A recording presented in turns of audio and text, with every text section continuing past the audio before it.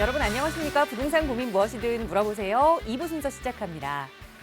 단군 이래 최대 재건축이라고 불렸던 아파트 단지 기억하고 계시죠? 바로 올림픽 파크포레온을 일컫는 용어인데요. 그런데 이 올림픽 파크포레온의 내년 실거주 3년 유예 기간이 끝이 납니다. 이게 무슨 말이냐 하면 실제로 입주 시기가 됐을 때 집주인이 3년간은 바로 들어오지 않고 임대를 맞춰놔도 된다 이렇게 좀 허가를 해줬던 건데요. 내년이면 그 3년의 유예 기간이 끝나는 겁니다. 그러면 지금 거기에 살고 있는 전세, 월세, 임차인들은 다시 또 이 집을 구하기 위해 시장에 나오게 되는 상황인데요. 전월세난이 요즘도 심각한데 또 많은 수의 이 전월세난이 더 더해질 것 같다라는 좀 무거운 소식이 들려오고 있는 겁니다. 자, 그러다 보니 남편이 내 집 마련하는 게 낫겠다라는 고민들 많이 하실 텐데요. 그런 내 집 마련 고민 지금 여러분의 마음을 무겁게 누르고 계신다면 저희 전문가들과 함께 해결해 보시기 바랍니다. 나가고 있는 무료 상담 전화 02-2638-3972번 열어두고 있고요. 문자 편하신 분들은 유료 100원의 상담 문자로 연락 주셔도 친절하게 전문가의 상담 도움 드릴게요. 자, 그럼 오늘 준비한 2부 순서 지금 바로 출발합니다.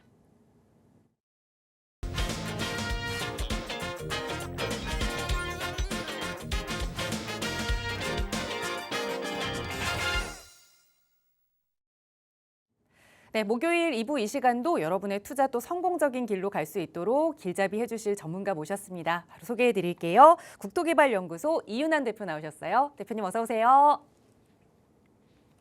네, 반갑습니다. 전국에 계신 시청자 여러분. 자, 이제 8월이 거의 끝나갈 무렵이 이제 9월을 앞두고 있는데도 불구하고 아직도 더워요. 자, 날씨가 기상 온난화 때문에 굉장히 조금 난항을 겪고 있는데, 자, 부동산 시장도 굉장히 조금 이렇게 더운 날씨만큼이나 좀 뭔가 이렇게 시원하지 않은 그런 답답함 속에 있다라고 생각이 됩니다.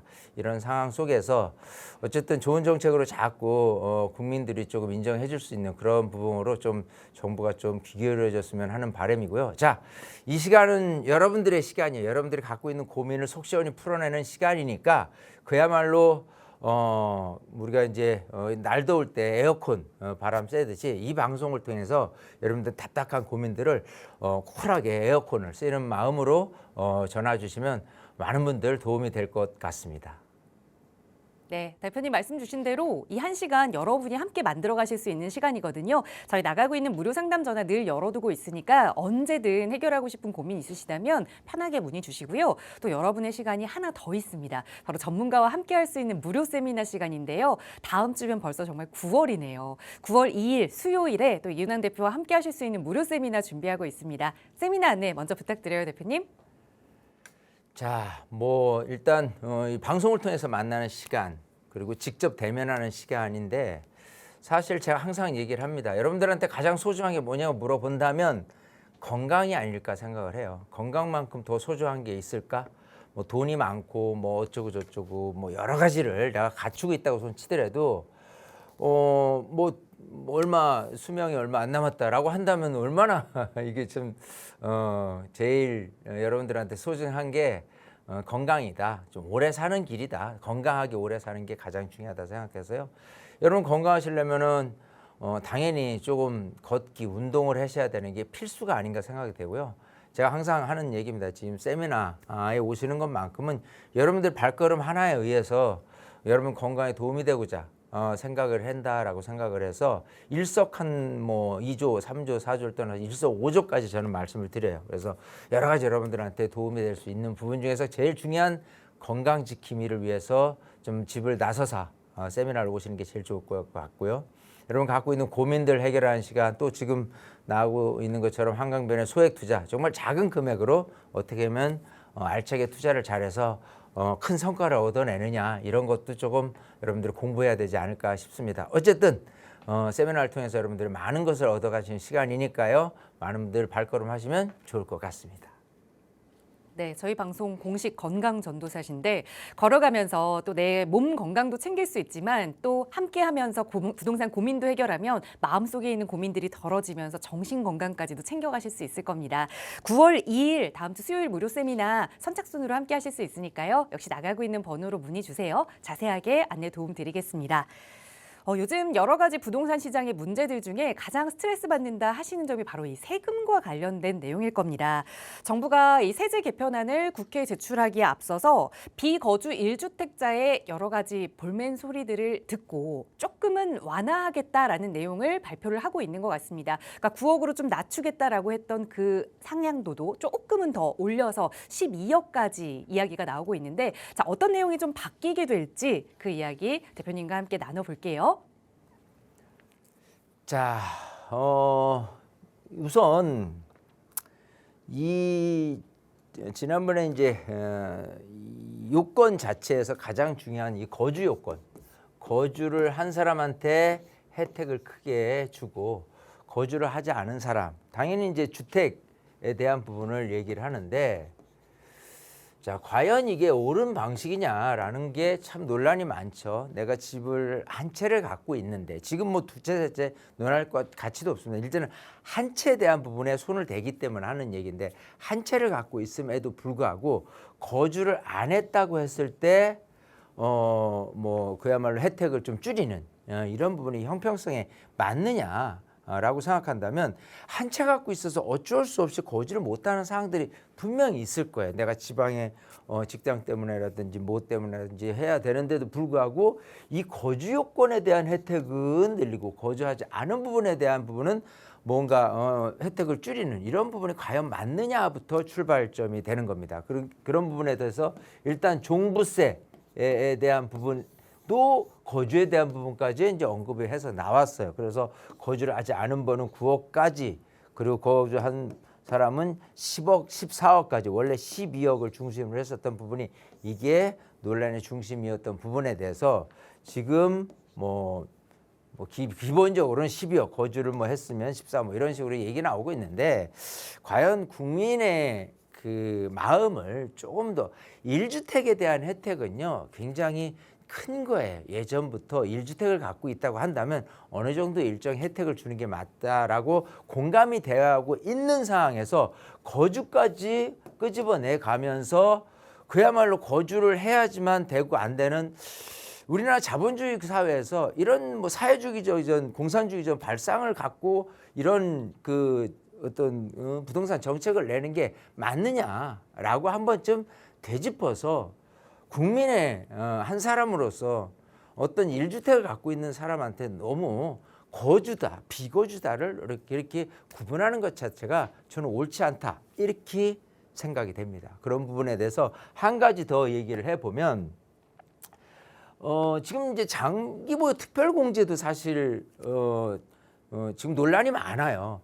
장기보유 특별공제, 기본적으로 우리가 아는 장특공제라는 거는요, 표 1, 표 2로 나눕니다. 이게 무슨 소리냐면, 일단은 주택 말고도 토지도 있고 상가도 있고 건물도 많이 있을 거잖아요. 모든 부동산에 오래도록 들고 있을 때, 장기적으로 들고 있을 때 혜택을 주겠어라고 하는 게 기본적으로 이 장기보유 특별공제에 대한 혜택이에요. 자, 그 표 1이 그 얘기인데, 1년을 보유하고 있을 때 2%의 혜택을 줄 거야. 혜택 2%를 감면을 해줄 거야 라는 부분에 대해서 총 15년을 소유하고 있다면 총에서 맥스로 30%를 감면을 해준다는 거예요. 양도소득이 발생했을 때죠.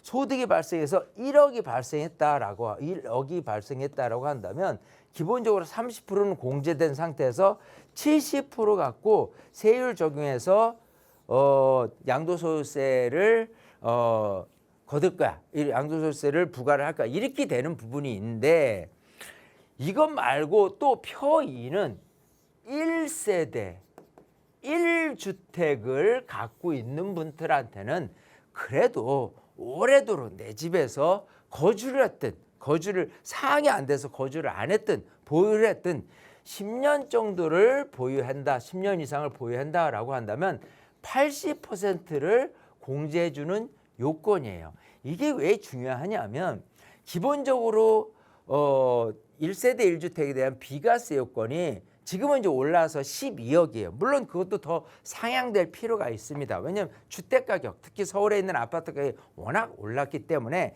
비과세 금액도 이 아파트 금액이 오른 만큼의 수준에 상응해야 된다면 그 이상 15억 뭐 그 이상으로도 올려야 된다는 얘기가 많습니다. 어쨌든 12억까지는 비과세가 돼요. 하지만 12억 초과되는 아파트가 특히 서울에서는 너무 많다 보니까 그걸 어떻게 줄일 수 있느냐. 내가 오래도록 갖고 있었는데 예를 들어 지금 금액이 20억이야. 아니야. 30억이야. 아니야. 100억이야. 라고 얘기를 했을 때 그래도 1주택인 분들한테 혜택을 주는 부분이 이 표의 80%까지 장기보유 특별공제를 해주는 이 내용이 합당하다라고 국민적인 공감이 이미 형성돼 있는 상황 속에서 일단 변화를 줬어요. 문재인 정부 때 기본적으로 이 표2가 그냥 1년에 8%씩만 10년 들고 있으면 80%를 공제해 줄 거를 이원화시켰어요. 그 이원화를 4%씩 해가지고 보유기간 그리고 거주기간을 나눴어요. 그래서 거주를 그래도 10년을 꼬박 채우면 혜택을 주겠다 하는 것도 사실 애초에 나왔던 어떤 장특공제 표의, 즉 오랫동안 보유를 하고 있을 때 혜택을 주는 것도 조금 거슬리게 거주 요건에 저기에서 순응해 오고 있었다.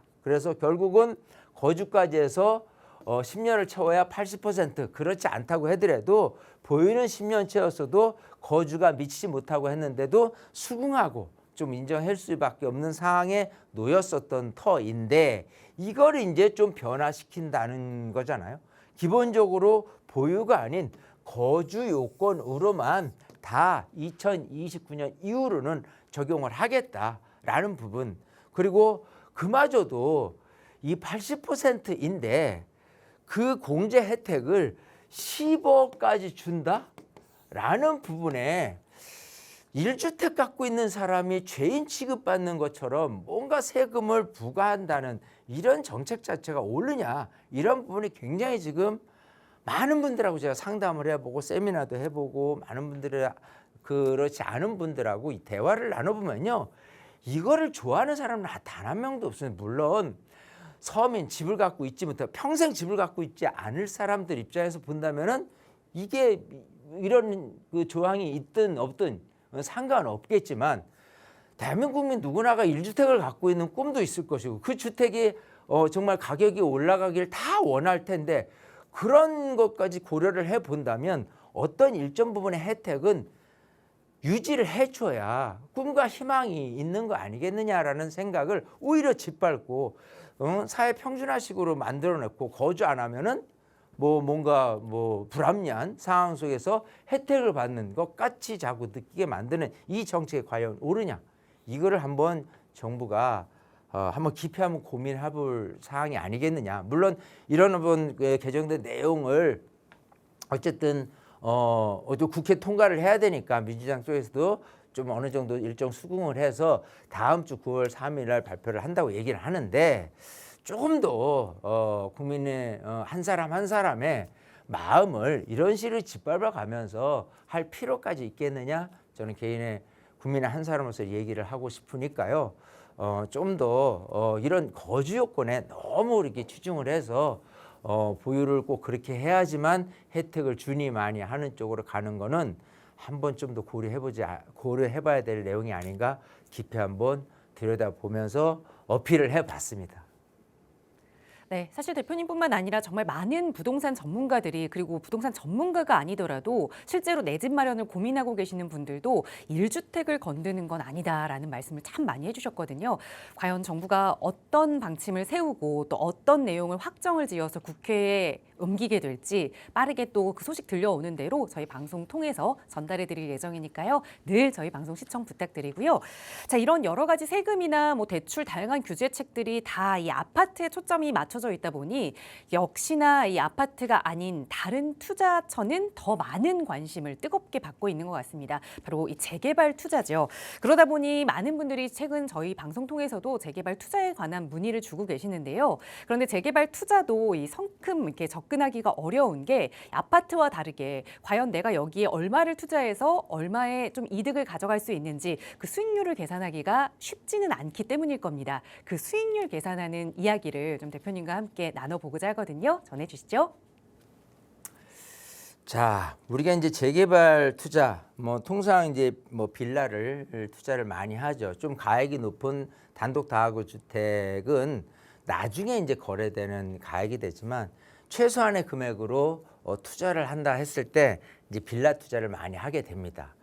자, 그랬을 때 내가 투자를 얼마를 하고 얼마짜리를 매입을 하는데 얼마짜리 조합 분양을 받고 그 다음에 시세는 얼마나 되느냐 이런 것들을 구분해내는 게 쉽느냐 어렵느냐 아예 전혀 뜬구름 잡는 식이 될 수 있어요. 하지만 기초적인 사항은 있을 수는 있습니다.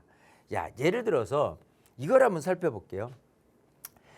서울에서 재개발 재건축을 했을 때 일반 분양가라는 부분은 어느 정도 충분히 예측을 할 수가 있어요. 왜냐하면 만약에 시세가 그야말로 지금 이제 반포에 있는 원벨리나 이런 아파트 같은 경우는 30평대 기준으로 70억이 넘어요. 평당 2억까지 가 있는데 평당으로 환산했을 때 일반 분양 금액은 기본적으로 1억을 넘지 않습니다. 그거는 분양가 상한제도 있지만 기본적으로 허그에서 제어하는 어떤 금액 선이 있어요. 그래서 서울시에서 진행하는 일반 분양가.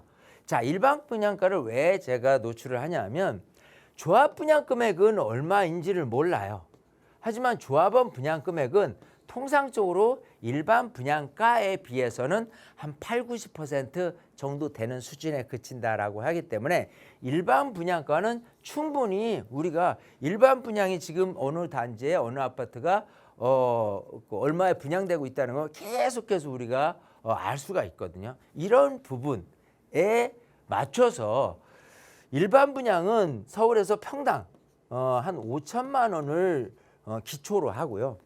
많아봐요 8천, 7, 8천 정도가 제일 비싼 분양가가 되고 적어야 3천 정도가 일반 분양가가 됩니다. 서울 어디가 됐든 간에. 하지만 강남부터 좋은 지역 같은 경우는 이렇게 7, 8천 정도가 되는 거고 좀 평범한 지역은 5천, 그렇지 않은 지역은 평당 3천이라고 했을 경우에 이 범위, 이 편차는 그다지 크지 않다. 즉 아파트 평형으로 계산해보면 대략 한 10억 정도 1000세대 이상 재개발 재건축 아파트다라면 10억 정도 일반 분양 아니면 조합원 분양 금액이 고시가 된다라고 한다면 금액선이 이 정도다라고 하면 대략 한 25억이 안 되는 선.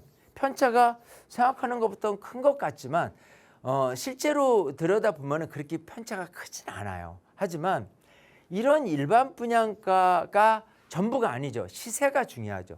시세는 얼마로 올라가냐라고 한다면은 좋은 지역 같은 경우는 무려 75억까지도 올라간다. 그러면 로또겠죠. 하지만 이 로또 당첨될 가능성, 즉 청약 점수, 가점 자체가 84점 만점을 개야 되는데 그 만점이 쉽느냐? 그렇지 않다는 거죠. 일부 어떤 혜택을 보는 분들, 그걸 기다렸던 분들한테나 혜택이지 일반 분들한테는 혜택은 없어요. 하지만 이런 식으로 일반 분양가가 25억인데 75억의 시세가 된다라면 50억의 시세 차이게 된다면 로또 이상이죠. 로또야 10억대니까 10억에서 20억 정도가 로또 당첨 금액이니까 현재 그렇게 따진다면 굉장히 완전히 로또 대박 로또죠. 예. 그렇지 않은 지역 같은 경우는 10억이 일반 분양, 조합원 분양이 됐다라고 가정해더라도 한 15억 선에 그치는 게 전부다라고 볼 수가 있습니다. 자, 그러면 이렇게 일반 분양가는 서울 시내 좋은 지역과 좋지 않은 지역에 대한 편차는 이 정도 선에 그치지만 실제로 시세로 따졌을 때는 최고 15억인데 지역이 있는데 반해서 75억까지 가는 지역이라면 이게 그야말로 차이가 60억이나 나는 여기서는 고작 해서 15억의 편차가 결국은 60억의 편차가 나는 정도이기 때문에 좋은 지역과 좋은 지역이 아닌 부분에 대해서 이런 일반 분양가, 조합원 분양가, 즉 어떤 재개발 지역에서 빌라 투자 이런 부분들이 금액의 차이가 나기 때문에 이왕이면 좋은 지역에 투자를 하는 게 맞겠다라는 부분이에요.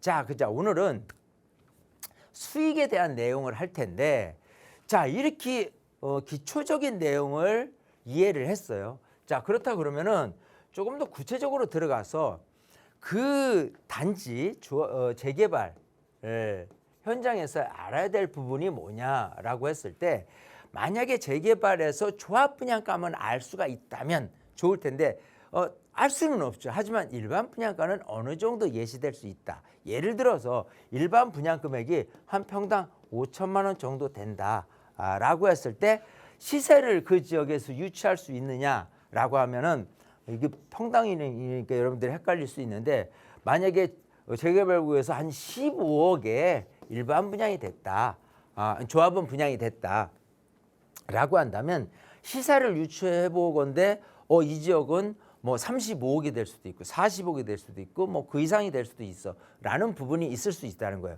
예를 들어서 그 지역이 한 35억 시세는 알 수가 있을 거야, 갈 수가 있을 거야 라고 한다면, 기본적으로 재개발 현장에서 조합이 됐을 경우에 기본적으로 조합 분양 금액이 15억인데 시세가 35억이라면 그 수익 자체는 20억이 될 수 있다는 거는 충분히 이제 이해가 될 수가 있어요. 그래서 누구든지 그 빌라를 매입을 하면 이익이 이 정도 될 수 있다라는 거는 지역적으로, 그리고 사업이 실제로 되느냐 안 되느냐, 그리고 사업 진행 속도에 따라서 언제 성과가 날 수 있는지를 가늠할 수 있는 부분이 있을 거예요. 근데 여기에서 또 중요한 부분도 있습니다.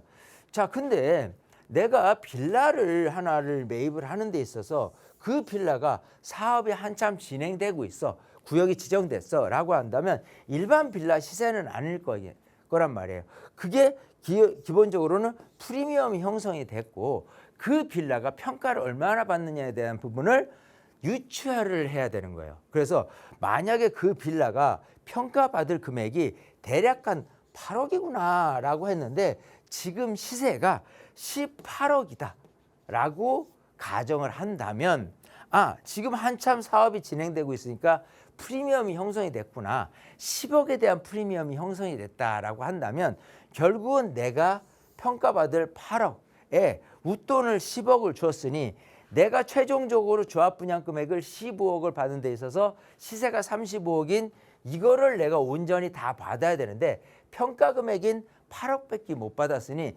여기서 10억을 웃돈 주고 했으니 여기서 10억을 빼야 되는 거예요. 결국은 이 투자는 결국은 내가 이 빌라를 삼으로 인해서 결국은 나중에 10억에 대한 이익은 그나마도 얻을 수 있는 그런 수익에 대한 효과가 있습니다. 하지만 만약에 이 빌라 형태에서 좀 더 다른 방향으로, 만약에 이게 지금 18억이 아니라 지금 한참 그 재개발 얘기가 없는 상황에서 매입을 했다라고 한다면 그냥 기본적으로 예를 들어 한 8억에 매입을 했다라고 가정을 해요. 그러면 기본적으로 프리미엄 형성이 안 돼 있겠죠. 자, 그러면 내가 이 조합 분양 15억에 받았을 때 물론 추가 분담 금액을 나중에 뭐 7억 정도를 내야 되겠지만 그건 어차피 내야 될 금액이고, 자, 여기서 내가 프리미엄이 존재하지 않는 상황에서 본다면 내가 8억짜리 빌라를 사서 나중에 이익 볼 건 결국은 20억이구나라는 걸 유추할 수 있는 거예요. 그러면 여러분들이 투자하는 데 있어서 키포인트는 뭐냐면 우선 좋은 지역을 투자를 하라라는 부분이고, 사업이 한참 되고 있는데 프리미엄을 주고 하는 부분은 일단은 가지고 있는 현금이 너무 부족해. 빌라가 18억이라는 자체는 웬만한 아파트 이상 되는 금액이기 때문에 이마저도 돈이 없어 라고 한다면 조금 금액을 줄여서 줄이되 물론 지역에 따라 틀리겠지만 그렇게 해서 프리미엄이 형성되어 있지 않은 부분을 선택을 해서 온전히 이게 사업이 진행된다면 20억을 이익을 볼 수 있는 그런 부분으로 생각을 해본다면 수익률이 가장 극대화될 수 있는 부분은 현재 아직은 사업이 진행되고 있지 않지만 곧 사업이 진행될 지역을 잘 선택을 해서 들어가게 된다면 그게 가장 큰 수익을 발생하는 지름길이 아닌가 생각이 되는 거예요. 근데 그런 부분을 여러분들이 연구하고 또 연구해서 온전한 소액을 투자해서 최대 효과를 누리는 방법이니까요. 이 방법에 대한 부분을 조금 더 면밀히 공부하기 위해서 제가 세미나 때 좀 자세하게 다루는 부분이 있으니까 어쨌든 여러분들이 조금 더 공부를 하면서 투자에 임하기를 바라겠습니다. 네, 실제로 그 숫자 금액을 좀 넣어서 이렇게 대입을 해서 예시를 들어드리니까 조금은 이해가 되시죠? 어느 정도 금액을 투자해서 어느 정도 시세 차익을 기대할 수 있는지 그 계산하는 방법을 일러드렸지만 또 개별 물건에 따라서 계산하기도 복잡하고 어렵다 하시는 분들도 많이 계실 겁니다. 그런 분들 위해서 저희 무료 상담 전화도 열어두고 있고요. 대표님과 함께하는 무료 세미나도 일주일에 한 번 진행되고 있으니까 언제든 편하게 문의 주세요. 자세하게 안내 도움 드리겠습니다.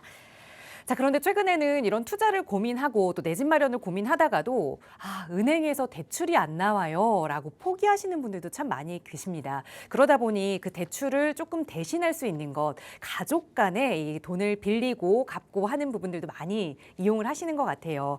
최근에 이 가족 간의 자금 거래가 늘어나면서 이걸 부모님께 그냥 증여를 받느냐 아니면 차용증을 쓰고 차용을 해서 또 내 집 마련에 보태느냐 이런 고민을 하고 계시는 분들도 많이 계시거든요. 증여냐 차용이냐에 따라서 또 세금 관계도 달라진다고 하던데 이 부분도 좀 알려주세요, 대표님.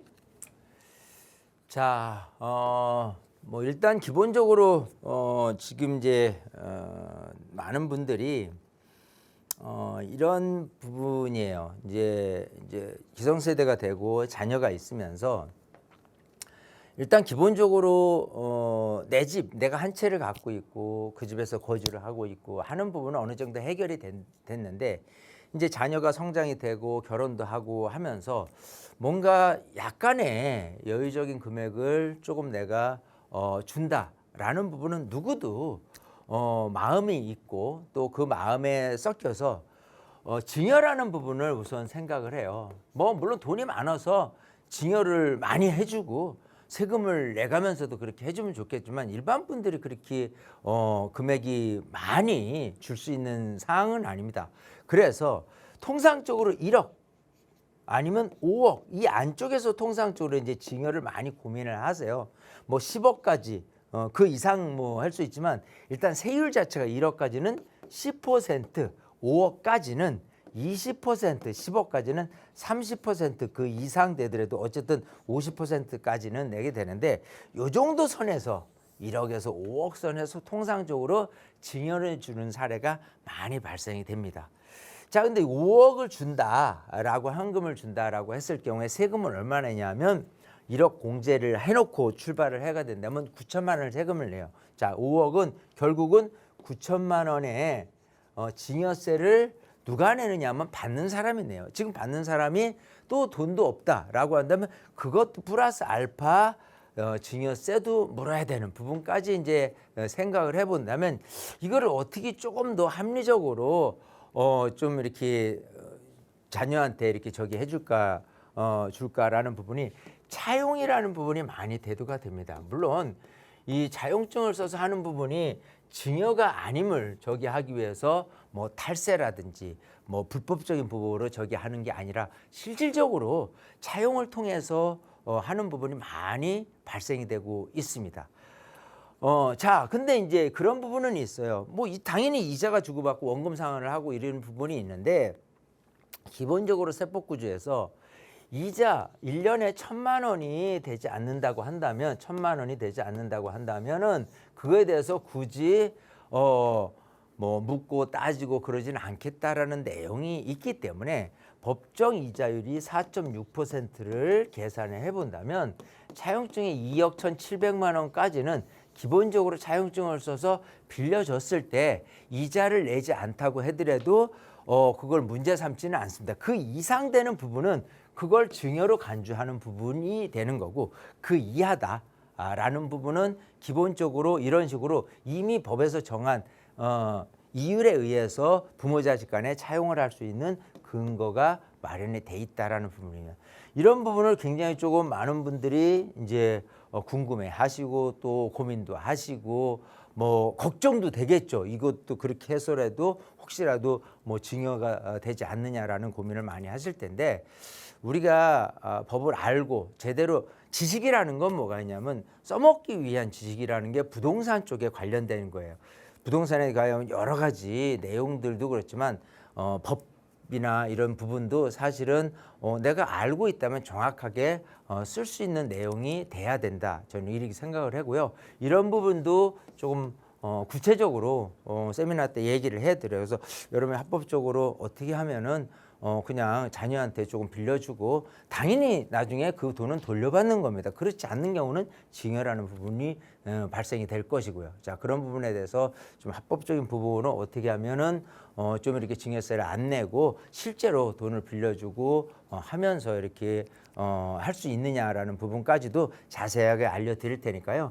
뭐 필요하신 분들은 세미나 때 오셔서 좀 더 구체적인 거를 강의를 들으면 좋을 것 같습니다. 네, 사실 2억이라는 금액이 굉장히 큰 금액인데 증여하게 된다면 또 많은 비용을 세금으로 납부하게 되죠. 그런데 이걸 차용할 때 조금은 혜택을 볼 수 있는 정보에 대해서 알려드렸으니까 자세한 전략 이와 관련해서 좀 세워보고 싶으시다면 언제든 무료 상담 전화 이용하실 수 있고요. 또 대표님과 함께하는 무료 세미나에 가셔도 이런 고민들 또 세금과 관련된 이야기까지 함께 나눠보실 수 있을 겁니다. 다음 주에는 9월 2일 수요일에 이윤환 대표와 함께하실 수 있는 자리 마련되어 있고요. 이런 고민 이야기들 뿐만 아니라 최근에 많은 분들 고민하고 계시는 그 재개발 투자 지역과 관련된 이야기, 특히나 한강변에 어떻게 내가 내 집 마련 계획을 세울 수 있는지 그 소액 투자 전략까지 함께 나눠볼 수 있는 시간이니까요. 함께하고 싶으시다면 역시 나가고 있는 번호 02-2638-3972번입니다. 무료 상담 전화로 문의 주세요. 자세하게 세미나 안내 도움 드리겠습니다.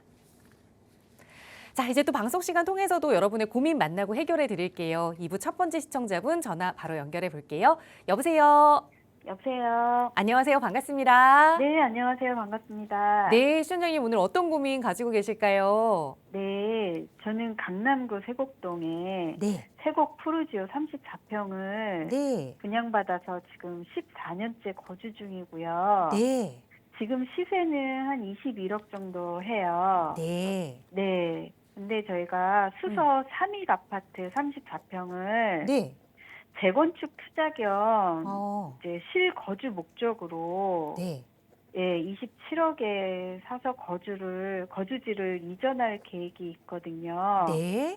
네, 그런데 지금 이제 거주 중인 세곡 푸르지오를 지금 세를 주는 게 나을지 네. 아니면 처분하는 게 나을지 궁금하고요. 네. 네, 처분한다면 제가 이제 추가 자금 5억으로 네. 재개발 빌라를 투자하는 건 또 어떨지 또 생각이 있어서 네. 여쭤보거든요. 알겠습니다. 그러니까 네. 좀 개발 호재가 있는 수서 3익 아파트로 이사를 가는 건 확정이고 이사를 네네. 가면서 지금 네. 거주하고 있었던 강남 세곡 푸르지오 아파트를 팔고 가느냐 아니면 그대로 네. 좀 전세를 네. 주고 가느냐고 만약에 네네. 판다 하면 이제 5억의 여유 자금이 생기는데 네. 팔고 이 5억으로 재개발 투자를 하는 게 어떨지 고민을 하고 네. 계시는 거죠? 네. 네, 대표님과 하나하나 풀어가 볼게요. 인사 나눠보세요. 네.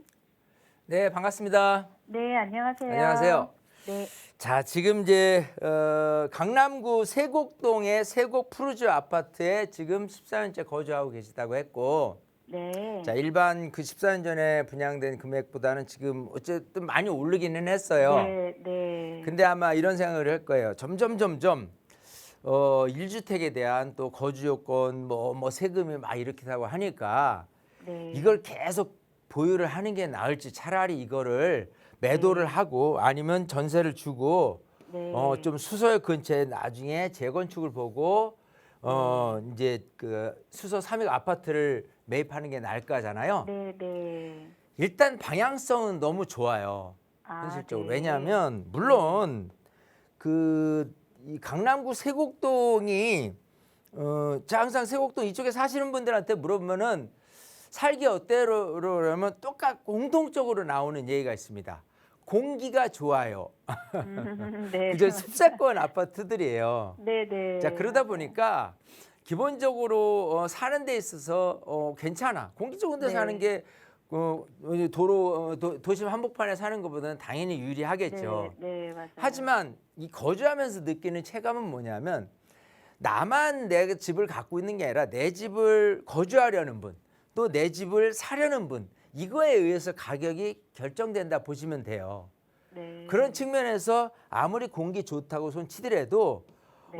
이쪽 그 세곡동보다는 당연히 뭐 수서 일원 이쪽에 있는 아파트에 비해서는 가격이 낮고 더 올라갈 가능성도 더 낮습니다. 이유는 당연히 많은 분들이 더 교통에 대한 부분 또 교육에 네. 대한 부분을 더 원하기 때문에 당연히 네. 이쪽을 또 더 선호하기 때문에 가격이 수서 이런 지역이 비싼 것이고 네. 거기다가 곁들여서 단순히 지금 현재 모습의 아파트가 아닌 나중에 재건축을 기대해서 네. 이쪽을 네. 매입하는 건 어떠냐라고 하는 부분에서 무게중심이 확 쏠려 있어요.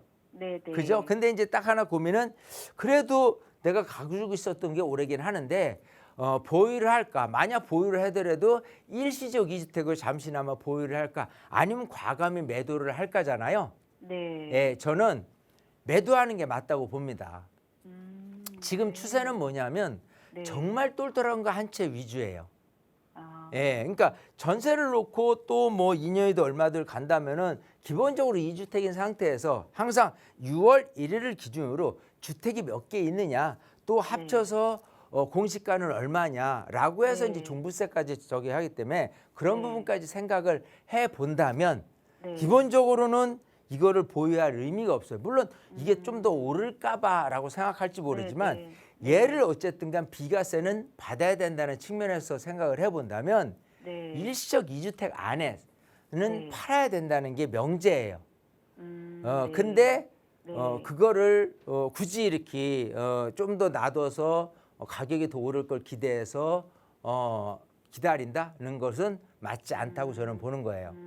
그래서 버릴 건 네. 과감히 버리고 네. 기본적으로 수서 같은 경우 특히 3위가 아파트 같은 경우는 네. 재건축에 대한 이슈 기대치도 굉장히 크고 어쨌든 여기 30평대 뭐 27억에 매입을 한다라고 네. 한다면 기본적으로 저는 추가적으로 추가 분담금을 낸다 손치더라도 이익은 네. 분명히 있을 거라고 생각을 해요. 아, 그래서 네. 그냥 단순히 뭐 지금은 조금 더 새 아파트에서 낡은 아파트로 간다고는 하지만 네.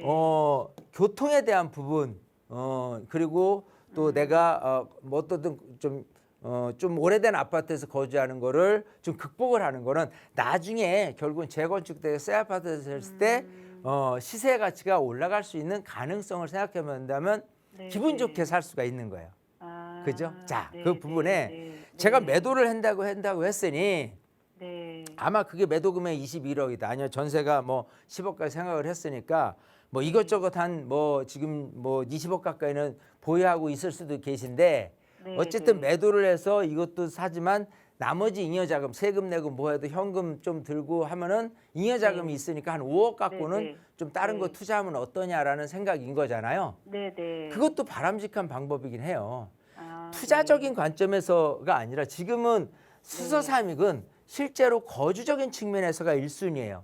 네. 두 번째는 재건축에 대한 투자 네, 네. 이익을 보려는 게 두 번째예요. 네. 그럼 얘는 일석이조의 사항은 분명히 갖고 있어요. 이 아파트에. 항상 네. 뭐든지 역할이라는 게 있어요. 얘에 대한 역할. 그죠? 네, 네. 자, 근데 플러스 알파라는 부분은 필요할 수 있어요. 특히 뭐 6억 이하의 신축 빌라다 이런 것들이 요즘 많이 대두가 되면서 네, 네. 일단 주택수에서 제외되면서 뭐 우선은 빌라 하는 것 이전에 이거부터 네. 먼저 안착을 해야 됩니다. 그래서 제대로 된 아파트를 먼저 해놓고 나서 그 네. 이후에 5억에 대한 부분을 어떻게 할까를 고민하는 과정에 네, 네. 아까 같은 신축 빌라에 대한 부분 지금 이제 그 네. 부분이 2028년 말까지 연장이 됐어요. 그때까지 준공된 거는 어쨌든 네. 건 6억 이하 같은 경우는 혜택을 주는 쪽으로 방향이 선회돼 있습니다. 네, 네. 그런 네. 쪽에서 뭐 개발지다 어쨌든 나중에 아파트가 시세가 높아질 지역이다라고 생각한다면 투자 가치는 충분히 있을 거라고 저는 생각을 해요. 네, 네. 그러니까 그런 측면에서 우선은 네. 수석 3익으로 가는 거 옳고 네. 그다음에 네. 세곡 푸르지오는 매도를 하고 전세 주지 마시고 네. 하는 네. 게 맞는 거고 네. 그리고 5억 갖고 네. 잉여 투자를 네. 하는 거 어떠냐라고 한다면 네. 네. 그게 지금은 요즘 트렌드에서는 가장 옳은 거예요. 그러니까 아, 내가 아파트를 네. 하나 갖고 있어도 지금처럼 우리 시청자님처럼 조금 더 괜찮은 아파트로 업그레이드를 하고 네. 그러고 나서 1주택이 제대로 안착이 됐다라고 하면 잉여 투자 정도는 충분히 네. 할 수 있는 요즘의 트렌드다라고 생각하기 때문에 우리 시청자님이 네. 생각하는 방향성은 너무 좋아요. 아, 네. 그러니까 그런 다행이네요. 측면에서 네. 네. 반드시 세고 프루조 매도 그리고 네, 3익으로 이사하시고 그러고 네. 난 이후에 뭐 아니면 네. 그 잔금치기 이전에라도 네. 네. 그 세미나 또 오셔서 공부도 네. 해가면서 그럼 뭘 투자해야 오르냐 이런 부분으로 네. 조금 더 투자에 좀 적극적인 방향을 잘 잡으시면 좋을 것 같아요. 아시겠죠? 네네네. 감사합니다. 네, 나중에 세미나 때 꼭 오세요. 네, 감사합니다. 네. 네, 아마 부동산 고민 열심히 하셨던 것 같아요. 지금 고민하셨던 그 방향이 가장 최고의 방법, 베스트다라는 말씀을 드렸으니까 이사 가시면서 지금 거주하시는 집 매도하시고 그 5억의 투자를 어떻게 해야 할지 지금부터 또 고민해 보시면 좋을 것 같습니다. 세미나 안내 필요하시면 언제든 나가고 있는 번호로 문의 주세요. 자세하게 도움 드릴 거고요. 계속해서 다음 전화 연결해 볼게요. 여보세요. 안녕하세요. 안녕하세요. 반갑습니다. 네, 시청자님 오늘 어떤 부동산 이야기 나눠볼까요? 아, 네, 저는 네. 그 노원구 상계동 2단지에서 그 24평에서 실거주 중에 있고요. 네. 여기가 한 시세는 한 7억대 정도 나가는 것 같아요. 네. 그리고 저희 아들 이름으로 그 13단지 24평을 보유하고 있는데 여기는 전세 주고 있거든요. 네. 좀 요새 시세가 한 6억 중반에서 뭐 7억 가까이 하는 것 같고요. 네. 근데 제가 사는 2단지는 좀 위치나 사업성이 좀 괜찮은 것 같아갖고 계속 보유할 생각인데 네. 그 아들 명의로 있는 13단지는 사업성이 좀 낮고 그 사업이 조금 늦어질 것 같다는 생각이 들어서요. 네. 그래서 그 매도하고 그 음. 자양동 그 모아타운 예정지로 갈아타면 어떨지 한번 아. 여쭤보고 싶어서 연락드렸어요. 알겠습니다. 연락처 주셨어요. 그러니까 상계동에 상계 주공 아파트를 2개 보유하고 계시는데 2단지와 13단지 조금 속도도 다르고 방향이 다른 것 같아서 13단지를 매도하고 이걸 자양동 모아타운 예정지로 그러니까 재개발 쪽으로 갈아타면 어쩔지 대표님께 한번 여쭤볼게요. 인사 나눠보세요. 네. 네, 반갑습니다. 네, 안녕하세요. 안녕하세요. 네. 자, 지금 상계동에 이제 2개를 들고 있어요. 네. 하나는 상계주공 2단지 여기는 뭐 거주를 또 하고 계시다고 했고 네. 또 하나는 13단지를 갖고 있어요. 네. 자, 그중에서 13단지를 매도를 할까 하는데 네. 이렇게 한번 볼게요. 우선 지역 전체를 좀 한번 볼게요.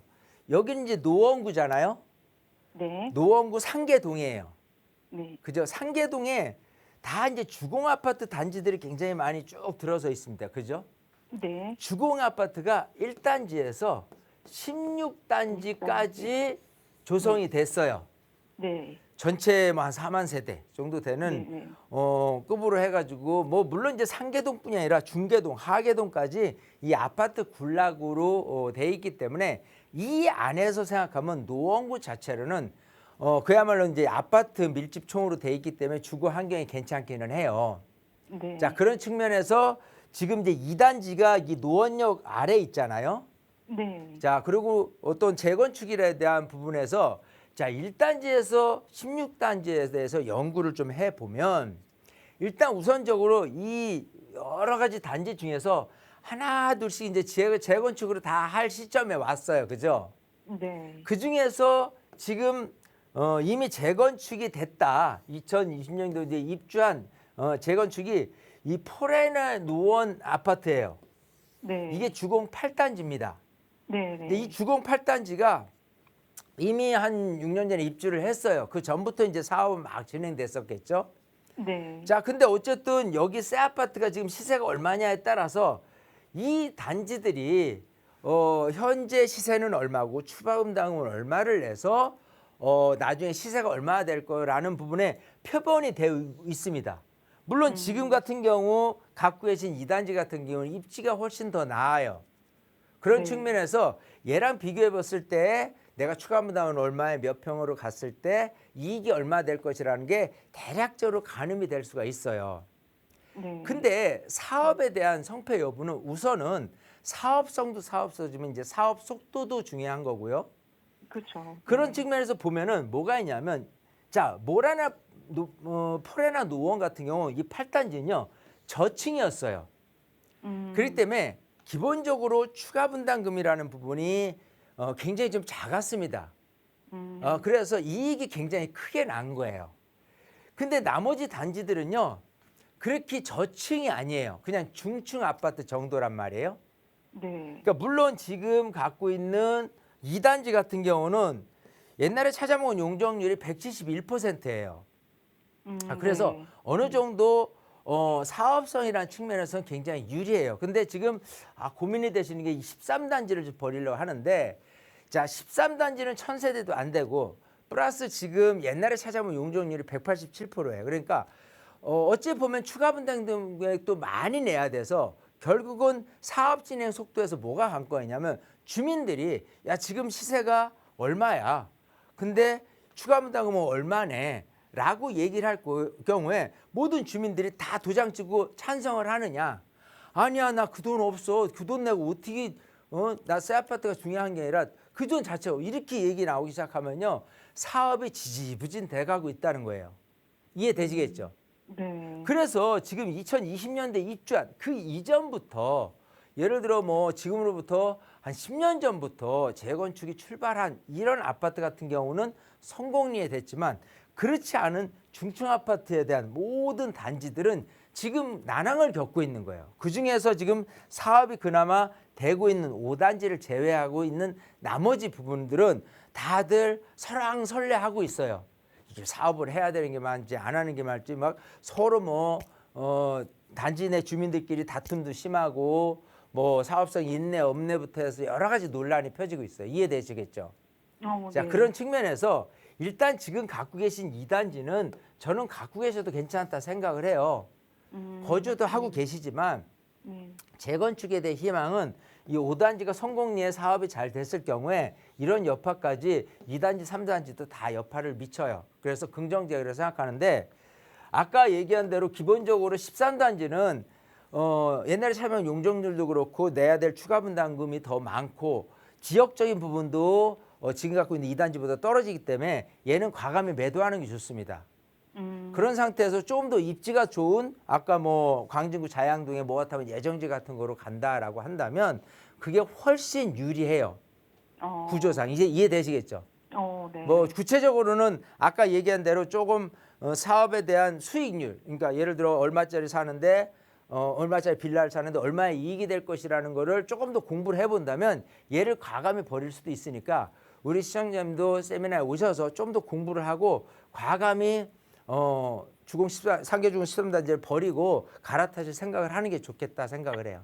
아시겠죠? 네네. 감사합니다. 이렇게 정리하도록 네. 하겠습니다. 네.